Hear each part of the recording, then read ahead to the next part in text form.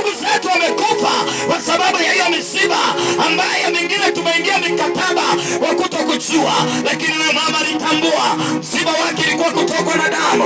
Hata mimi nilipotambua nyumbani kwetu, nikaambia sitakula tena hiyo nyama yenu. Nikwambia kitu, walinikasirikia, wakanitenga mwaka 2000. Wakati ndio nimeokoka tu 98, nimeokoka 2000, naanza kusimama dede.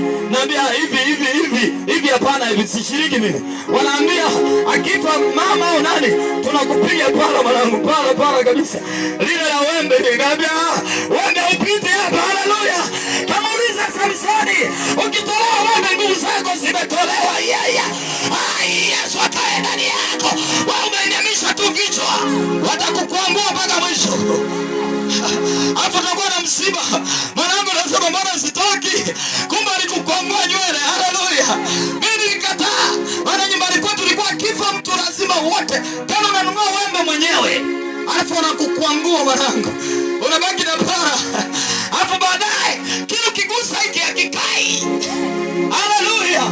Mwenzio nilitambua, mwambie na wewe tambua. Leo ninaye Yesu, ninaye mhubiri. Nimeona kinitajirisha, nimeona kinisafirisha mikoa mbalimbali, nimeona kiprovide maisha yangu akitengeneza. Hakuna kitu kinachoshindikana. Haleluya. Sikia, ilifika wakati yule babu yangu alifariki pia. Ulikuwa hapo msiba, mwambie mwenzio msiba. Yule baba alipofariki, tumeenda kwa jana msiba, wakaambia roho msiba. Msiba jamani, wanazikaga saa ngapi wazee? Msiba ni saa ngapi wanazika? Saa 7. Sasa yule babu alisema saa 2 usiku. Kuna msiba saa 2? Kuna msiba saa 2? Mwambie mwenzio shtuka, kuna msiba saa 2. Mimi nikauliza na watumishi, wakaniambia hapo sio pa kukaa, kimbia mwanangu. Baba yangu akiwa akaambia kimbia.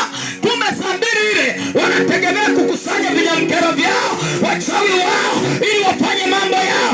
Inawezekana na wewe ili wakukusanyikie. Kataa, toka, mwambie uko sitaki. Njoo kwa Yesu aliye hai. Mimi nilipochomoka nimetoka, wakaniambia wewe umeasi dini. Nikamwambia sijaasi dini, ila nina Yesu.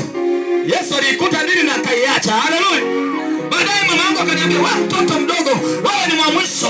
Kwa nini unajua haya mambo kuliko watu wakubwa? Nikamwambia Mungu amewekeza mambo makubwa. Wewe hujui kwamba Mungu ni wa mambo makubwa?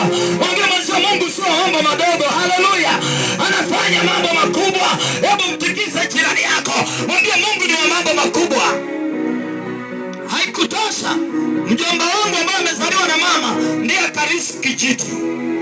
Wengine pengine wako huko wananisikia wamesharisi. Wengine wamepewa na fimbo na mkongojoo. Sasa zile fimbo kwetu zile wachawi